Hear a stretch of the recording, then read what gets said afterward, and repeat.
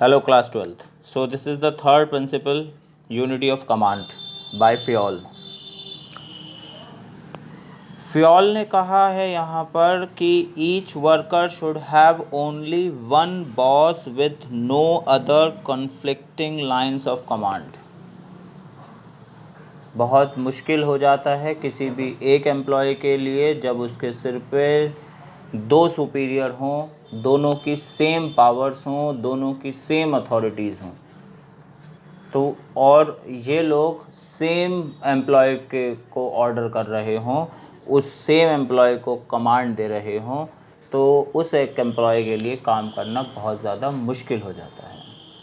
तो फ़ियोल ने यह ऑर्डर किया, फ़ियोल ने ये इंसिस्ट किया, या एक रिक्वेस्ट है या उसका एक प्रिंसिपल ये है, उसने एडवाइस किया है एक तरीके से। वो फ़ियोल कह रहे हैं कि यूनिटी ऑफ कमांड रखिए।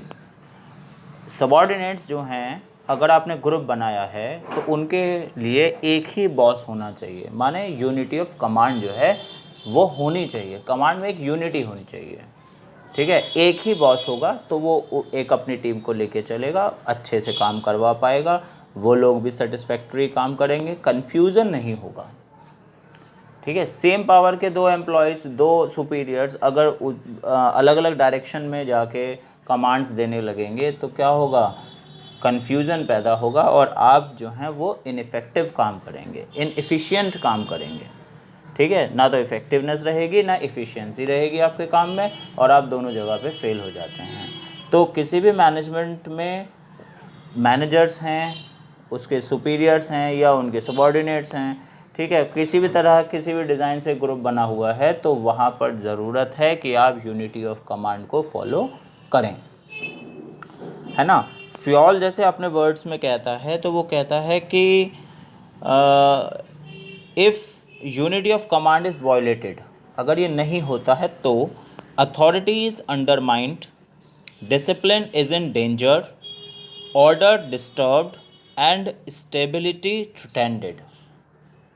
ना तो अथॉरिटी रहेगी, ना डिसिप्लिन रहेगा, ना ऑर्डर रहेगा, ना स्टेबिलिटी रहेगी, सब ख़त्म हो जाता है अगर आप कमांड में प्रॉब्लम करते हैं। तो एम्प्लॉय अपने बाल खींच लेगा, मतलब ये है क्योंकि उसको दो जगह से अलग अलग ऑर्डर मिल रहे हैं, है ना। अगर एक क्लर्क है तो वो नॉर्मली अभी जब जैसे कि मान लीजिए क्लोजिंग है और उसको बैलेंस शीट तैयार करनी है फाइनल, है ना। अब जो एक बॉस फाइनेंस मैनेजर हैं या फिर जो अकाउंट्स हेड हैं वहाँ पे, उन्होंने बोला कि ठीक है आप बैलेंस शीट अपनी प्रिपेयर करने में लग जाइए, क्लोजिंग के टाइम से पहले पहले हमें बैलेंस शीट प्रिपेयर करनी है, ऑडिट कराने के लिए देनी है और सारी चीज़ें हैं। सेम डेजिग्नेशन पे एक और पर्सन है, पहले तो अपॉइंट ही क्यों है, वो गलत है ये, है ना।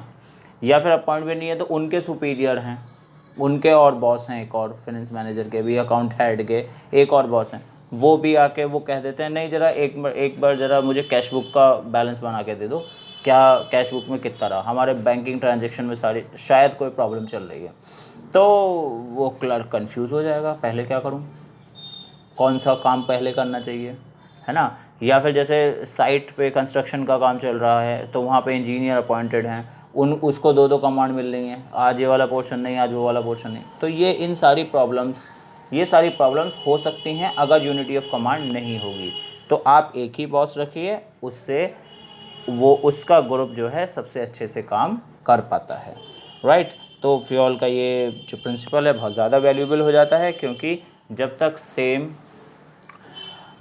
एक कमांड में ऑर्डर नहीं जाता है तब तक अच्छे से वर्क नहीं हो पाता है, राइट। सो समझ में आ गया unity of command. Thank you.